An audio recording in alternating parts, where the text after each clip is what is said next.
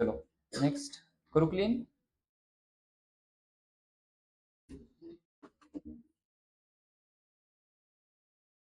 Suyash score. चला question number 5. Question number 5. Suyash score 10 marks more in a second unit test than in the first.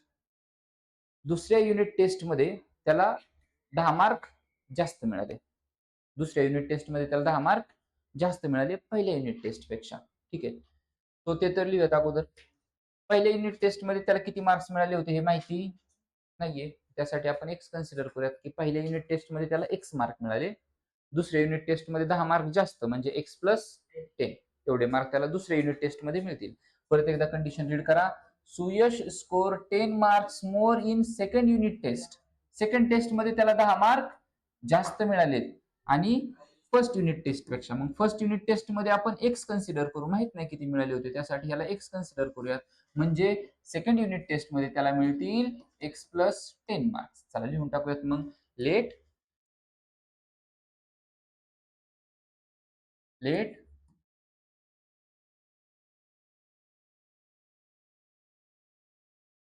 marks obtained. Find the score in the first. इथे लिहूयात आपण. Let a score in the first unit test. Score in the first unit test. First unit test मध्ये त्याचा score काहीतरी consider करूयात आपण x. बी या ठिकाणी आहे तुमचा एक्स. ओके,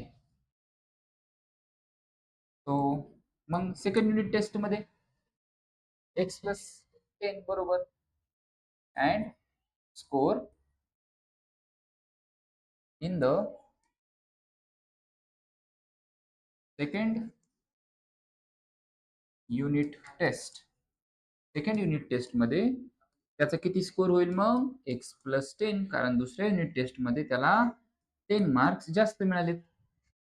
10 मार्क्स त्याला जास्त मिळालेत, बरोबर आहे. मग फ्रॉम गिवन कंडिशन बघू आता काय बोलतात ते. From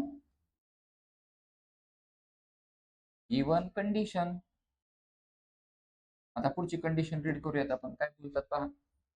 5 times the score in the second unit test. बघा काय बोलतात ते. 5 times the score in the second unit test. Second unit test जे आहे तिथले जे मार्क्स ह्याची 5 टाइम्स म्हणजे 5 ने आपण त्याला काय करणार आहे, मल्टिप्लाय करणार आहे. So 5 times the score in the second unit test. Second unit test yes x plus 10 आहे. सेकंड युनिट टेस्ट मधला स्कोर एक्स प्लस 10 त्याची 5 टाइम्स. इज म्हणलं की आपण काय करतो, इज इक्वल टू साइन देतो. Is same as the square of कोणाचा square, the square of score in the first test. Square of score in the first unit test. आणि पहिल्या टेस्ट मध्ये त्याला किती मार्क्स मिळालेत एक्स म्हणजे त्याचा स्क्वेअर.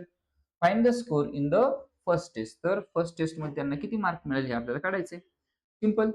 5x ला मल्टिप्लाय केलं 5x प्लस 5 चा 50 is equals to x square. ह्या दोघांना पलीकडे पाठवूयात. So x square minus 5x minus 50 is equal to 0. 50 बघा कोणाकोणाच्या पाड्यामध्ये मायनस 50, त्यांची प्लस किंवा मायनस करून आन्सर आलं पाहिजे आपलं 5. सो 5 10चा किंवा 10 5चा. इथलं जे मायनस आहे ते डोळे झाकून मोठ्या नंबरला देऊन टाकायचं.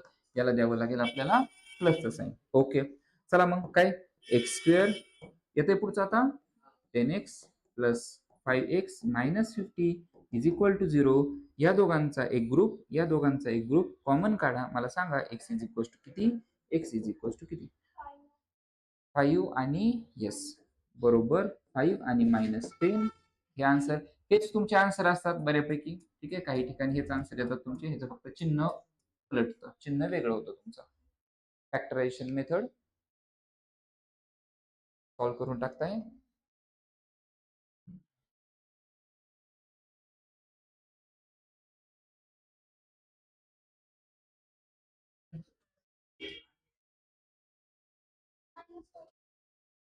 देअरफॉर असे ते -5 आणि प्लस 10 येत आहे. सो देअर फोर खाली लिहा मग देअर फोर सुयश